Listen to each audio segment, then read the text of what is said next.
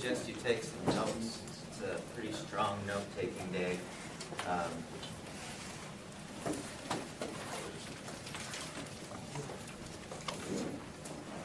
What we're going to be exploring today and Thursday, I work with a lot of people who,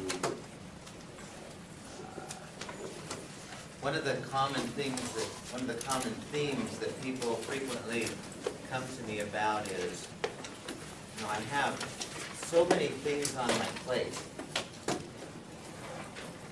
and I don't want to get rid of any of them, but having so many things on my plate is driving me crazy.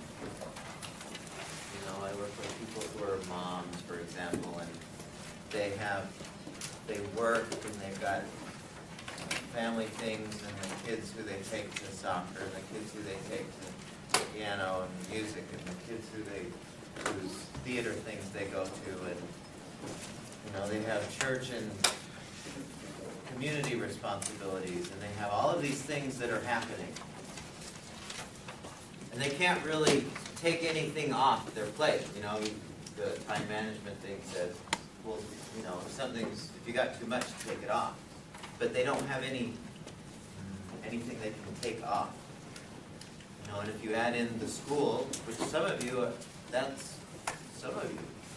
what I just said, and school on top of that. Well, what I want to explore and play with you, play with you guys today and Thursday, if you can get this one principle, if you can do more than just conceptualize it, but if you can internalize this so that it's a working principle, what you find is that everything you do becomes enjoyable. Every single thing. And you can pretty much prevent most of the stress you experience just by this one single principle. It's one of the most powerful things I've ever come upon, and it works all the time. It works every time it's tried. It's amazing. And it's not going to be, well, it might seem like, well, that's a new principle, but you've all experienced it before at some point. But to have it explained to you in this way might feel really quite new and different. Now, what I want to do to start this discussion is we're going to start with a few little questions. Okay? This first question, I want you to feel courageous and see what answers we come up with for these questions. The first question I want to ask is, what is real? Okay? What is real? Or we'll say, what is reality?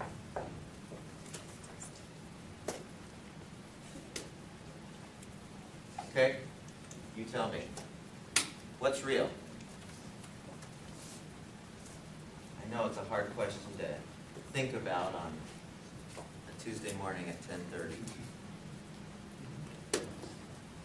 How would you respond to that question? I'd say things we can sense, like use our senses to encode, like touch, taste, smell, hearing, sight. Sense. Okay.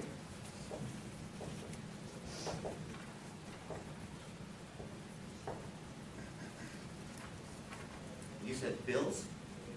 Bills are real?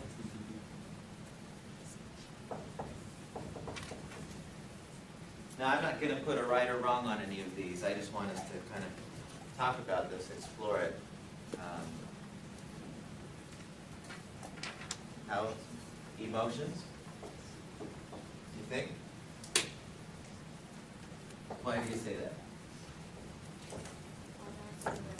Yeah. Because you notice them happening kind of thing? Okay? What experiences that we have? Experiences we have. Maybe we can explore this further by asking the question, what's unreal? What might we put over here?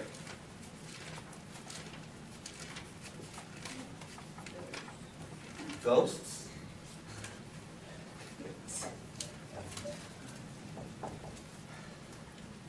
Ghosts.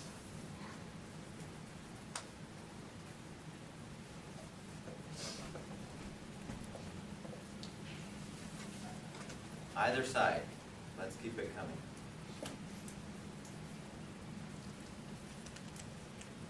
Think deep. What is real? Anything made up of matter? It's made up of matter.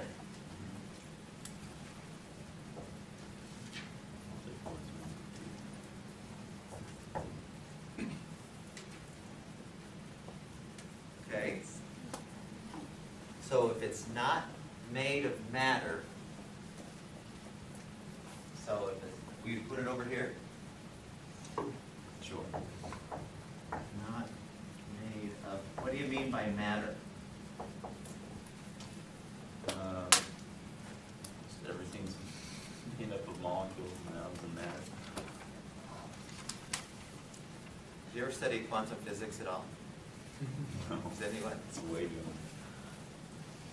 Here's what they're saying about, and this is kind of to play with that idea a little bit. Yeah. If you, we study this a little in the other class, nobody ever listens because it's much brain work. But if you took this table, is that real? How do you know? Because there's some sense of, okay, it's here, right? Well, if you took a microscope, just a regular microscope, and looked at this table, what would you see? Okay, you'd see some type of matter. You could say, well, there's something there, right? If you took an electron microscope, or even if there were such a thing as a stronger microscope than an electron microscope, what would you see? Space. Below atoms, smaller than atoms, what would you see? Empty spaces. The size of which is the equivalent to the sun and our earth in distance. Really? Can you wrap your brain around that? In other words, at some level of smallness, this is what feels like atoms. In other words, orbitals around a central nucleus and empty space in between. So, is it so much matter? Something tells us it is, but at another level, maybe not so much. We're not going to go anywhere and look at that in here, but it's interesting to think about. We're so sure of what we think is real when maybe not. Well, space is still real. Yeah. Okay, but is space matter? Is the space between the... No, that's true. What?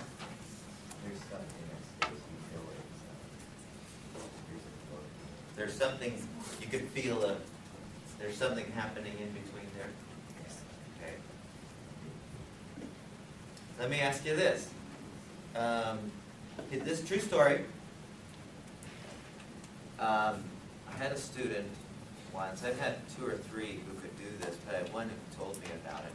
She came into my office one day, and she sat down and she told me what color my aura was that day. She said, you were kind of whitish yellow that I could see. And I've had 2 or 3 students who said that, and who said that they could see, something that I couldn't see. And then she said, and oh, by the way, there's two people here in the room, in your office, that one's over here, one's over here. She was facing me. She said, there's a lady over here and a guy over here. And I turned